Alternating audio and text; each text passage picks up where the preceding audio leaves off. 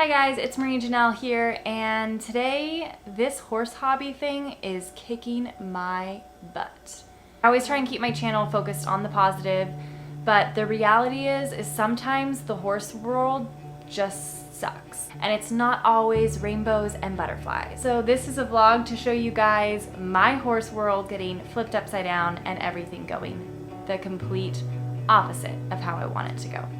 So to start out this exciting vlog, let's talk about $600 worth of alfalfa hay going moldy. Honestly, having horses is hard enough, but having horses while you're living on an island is just all that more inconvenient. You guys know that I planned ahead for the winter season with my horse. I do live on an island, I don't have a truck, so I went in with a bunch of people, other horse people, to get hay, and I bought a ton and a half, $600 worth of alfalfa hay.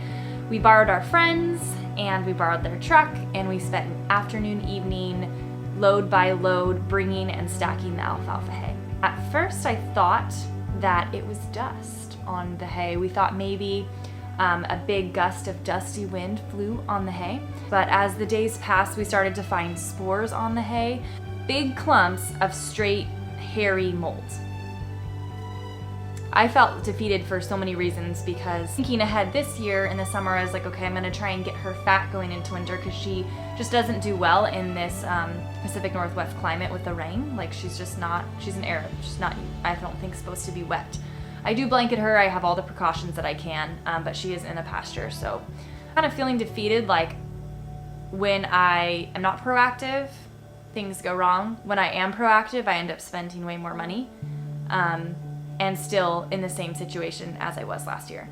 So around the same time, this is about late November, I was doing no stirrups November, riding Kazi without stirrups with my saddle, and we are walking down a hill at the end of our trail ride, and usually Kazi charges hills. She is a speed demon when it comes to hills. If I let her, she would full on canter down the whole way.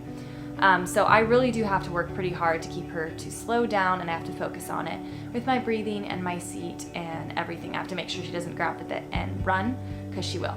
So something just wasn't right. She was feeling swivelly. I don't know if that makes sense, but she was feeling swivelly underneath me, and with her head kind of cocked to the side and walking down at an angle and going slow without me asking, which is totally not her MO at all. So I asked my friend Lori, who was on the trail ride with me, to walk behind me with her horse and see if she could see anything.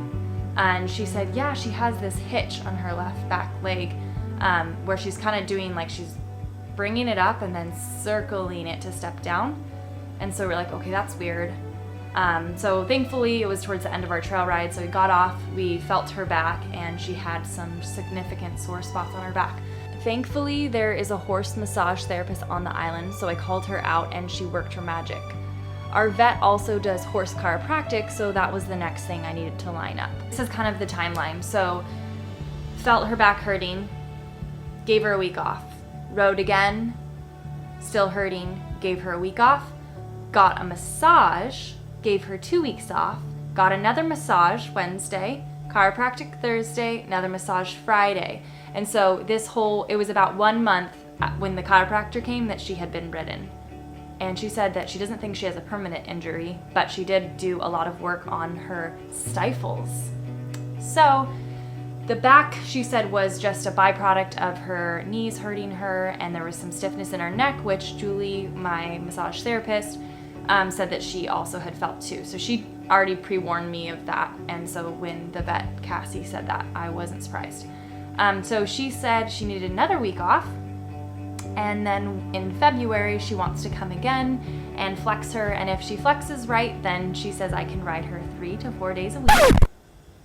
I'm still letting that sink in. Last year I had an 1,000-mile goal. Obviously I had to give up that goal, about 150 or so miles short of that goal.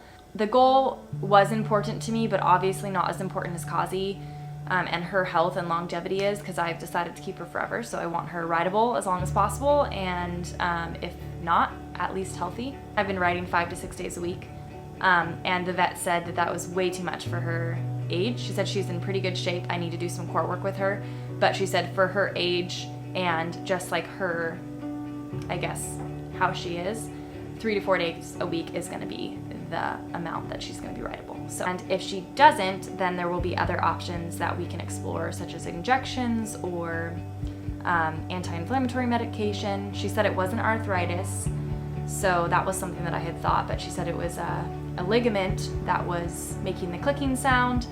Anyways, so that's been hard just emotionally for me, but there have been a lot of good moments since not being able to ride Kazi and I have other connection too. It's not like I just ride her. So I've been spending some time with her at the barn, taking her on walks and hikes, which has been good for me, and Zena gets to come for those too.